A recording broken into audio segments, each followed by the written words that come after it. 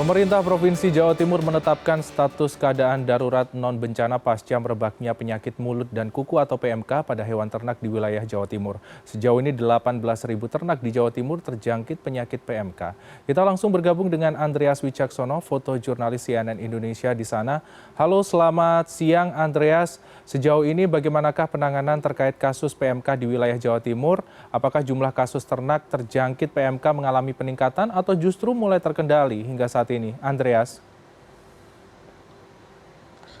Selamat siang Freddy, penjabat Gubernur Jawa Timur Adi Karyono baru saja menetapkan Jawa Timur untuk PMK ini sebagai status darurat PMK. Status ini akan dicabut ketika sudah tidak ada lagi kasus di Jawa Timur atau nol kasus PMK. Kemudian sejak 1 Desember 2024 sampai 30 Januari 2025, terjadi sebanyak 18.000 kasus lebih dengan rincian ternak sakit sebanyak 10.000 lebih, ternak sembuh atau mengalami recovery sebanyak 6.600-an ternak, dan ternak yang mati ada 9.804 atau hampir 1.000 ternak. Dinas Peternakan Jawa Timur masih akan terus melakukan vaksinasi ke sejumlah peternakan di berbagai kabupaten kota di Jawa Timur untuk menekan terus angka kenaikan PMK ini. Ternyata merebaknya kasus PMK di Jawa Timur disebabkan oleh beberapa hal seperti sanitasi kandang, pengolahan kotoran ternak untuk dijadikan pupuk yang tidak sesuai prosedur atau masih terbilang kotor gitu ya. Nah, untuk mengetahui hal itu saya sekarang berada di lab reproduksi kampus Universitas Wijaya Kusuma Surabaya. Saya akan ngobrol-ngobrol atau berbincang dengan staf pengajar dari lab ini, yaitu Dr. Yoga Pratama yang sudah ada di sebelah kanan saya. Selamat siang, Dok.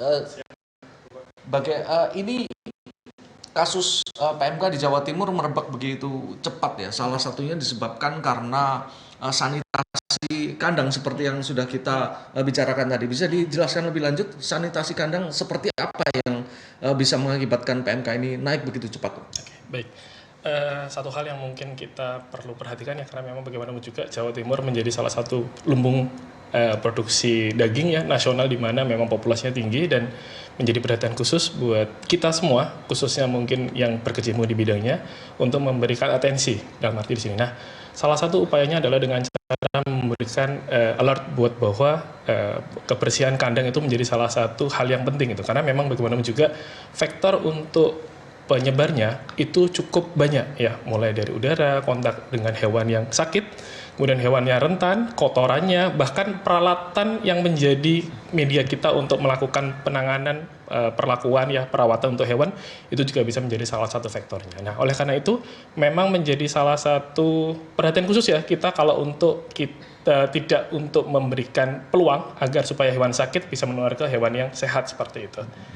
Dok, untuk menekan peluang tertularnya hewan sehat menjadi sakit, misalnya di satu kandang ada 10, ada 3 yang kena PMK, itu bagaimana caranya supaya yang lain nggak tertular? Oke, baik. Untuk upaya yang bisa kita lakukan ya, pertama sebelum mungkin kita lakukan tindakan lapor dan sebagainya, peternak harus tahu bahwa hewan yang sakit atau yang sehat pasti udah hafal ya, karena memang hari-hari itu peternak pasti sangat sayang sekali dengan hewan ternaknya. Jadi ketika ada yang menunjukkan gejala sakit, kita bisa pisahkan dahulu. Jadi kalau misalnya dari yang 10, 3 ekor sakit, kita pisahkan 3 ekor di lokasi yang jauh dari ternak yang sehat seperti itu. Dan kita memberikan preventif, yaitu dengan cara satu, peternaknya sendiri juga harus sadar dengan cara melakukan atau mungkin melakukan perawatan di ternak hewan yang sehat dulu, baru melakukan perawatan buat yang hewan sakit, karena kita juga bisa menjadi salah satu faktor ya, atau mungkin menjadi media dari yang sakit jadi ke yang sehat itu tertular seperti itu. Oke. Baik, ada juga ini Dok, kotoran sapi yang akan dijadikan pupuk pupuk kandang ya. Ini ternyata juga menjadi media penularan. Bagaimana ini bisa diredam, Dok? Oke, baik. Itu tadi saya sudah sampaikan bahwa harapannya adalah dengan kita mengisolir ya, atau melakukan karantina secara masif ya dengan lokasi yang memang terisolir, dengan ternak yang sehat, kita bisa melakukan penanganan khusus untuk kotorannya ya. Karena bagaimana juga hal yang lumrah bahwa kotoran ternak itu penuh nutrisi untuk tumbuhan, tapi kita meminimalisir peluang untuk bahwa si kotoran tersebut bisa membuat jadi vektor atau mungkin menjadi salah satu media untuk menyebar ke yang lain. Jadi kita isolasi dulu, termasuk kotorannya juga. Oke, baik, terima kasih banyak dok. Freddy, salah satu faktor penyebab dari merebaknya wabah PMK di Jawa Timur ini adalah kebiasaan warga untuk anjang sana atau membantu peternak lain yang ternaknya mati. Ini bukan sesuatu yang buruk untuk menolong orang lain. Kebanyakan budayanya adalah ketika tetangga ada yang ternaknya mati, ada orang lain yang menolong untuk menggali kuburnya, untuk mengubur ternaknya.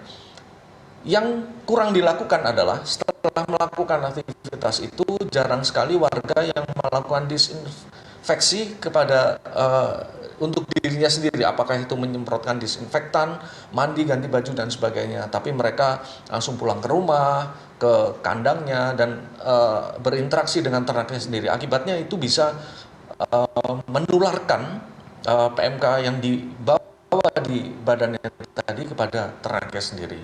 Dan ini diharapkan warga lebih waspada untuk melakukan sanitasi kepada dirinya sendiri. Freddy. Baik Andreas, kita harapkan juga penanggulangan lebih dari pihak pemerintah terkait dalam penanganan kasus PMK yang terus melonjak di wilayah Jawa Timur. Terima kasih Andreas untuk laporan Anda. Jurnalis foto CNN Indonesia melaporkan langsung dari Jawa Timur. Selamat kembali bertugas, jaga kesehatan.